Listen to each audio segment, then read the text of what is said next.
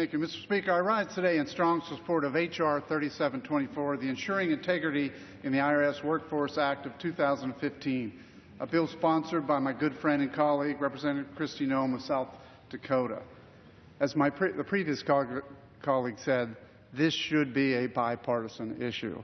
This is an American issue. I spent most of my life in the business world. I've owned and operated over 60 different businesses, employed over 3,000 people, and created thousands of new jobs. Throughout my 30-year business career, I've had the privilege of hiring many new, talented individuals. When it comes to hiring, the IRS, the Treasury Inspector General stated, selecting the best candidates for employment is essential in providing the best service to America's taxpayers, maintaining the public trust in tax administration, and safeguarding taxpayer right and privacy.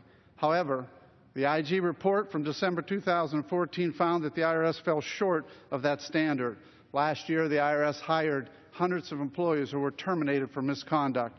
Those serious offenses included willful failure to file tax returns, unauthorized access to taxpayer information, falsification of official forms, and abuse of IRS leave and property policies.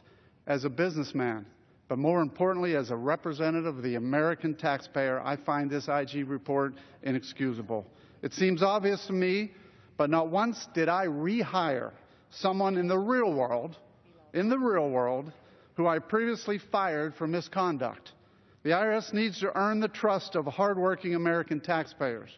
Rehiring employees who were fired for these serious offenses further erodes that trust.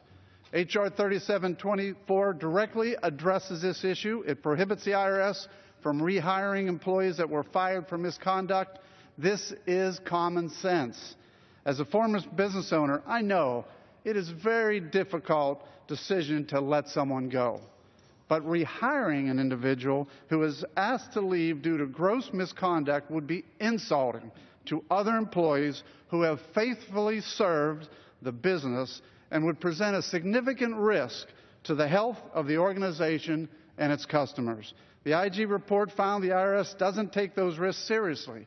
In fact, the IRS officials stated the prior conduct and performance issues do not play a significant role in deciding the candidates who are best qualified for hiring.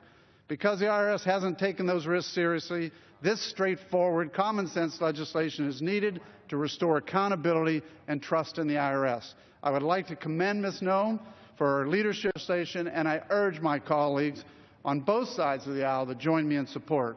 Thank you, and I yield back the balance of my time. The gentleman yields back. The gentleman